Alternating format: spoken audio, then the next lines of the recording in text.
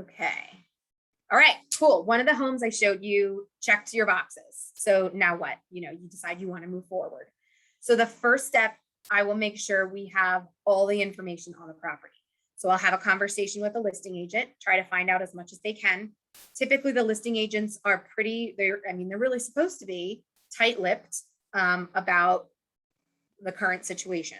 They're not necessarily allowed to disclose if there's other offers. Sometimes the sellers don't allow that. So sometimes I can't get any information out of the sellers. Sometimes if I know them, if I like to work with them before, they may say, can you beat 255?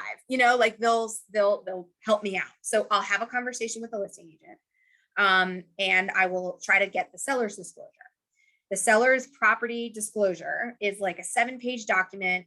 Most sellers do complete it, although it is not required. And it tells the buyers the ages of the mechanicals, the roof, prior leak history, if there's been water in the basement, permits, service history, and records. So that's the first thing we want to know.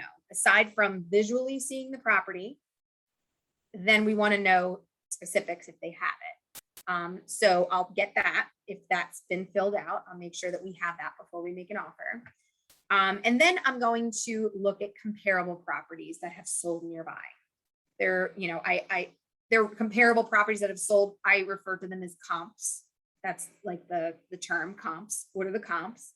That gives us an idea whether the home was priced low at market value or too high. So if it's in this market, a lot of the homes are actually priced lower where they should be, because the sellers and the listing agent understand that it's basically an auction. So if if that same exact home sold next door, same condition, for 300, maybe they're going to put it up for 275 to get people in the door, get people interested. Ooh, that looks like a deal. So it gets people talking, it gets people in. And then your mindset can't be, oh, geez, if I offer 300, that's $25,000 over asking. You can't think of it that way. You have to think of it from market value. So I'm going to show you what everything else sold for so that you're more comfortable. If you really like it, then we go in at 310. And you can't say, oh my God, that's 40, whatever, over asking, 40,000 over asking. Why would I do that? That seems nuts. Well, it's not really. Technically, it's only 10,000 over market value. So this is all to help inform us and educate ourselves on the best offer.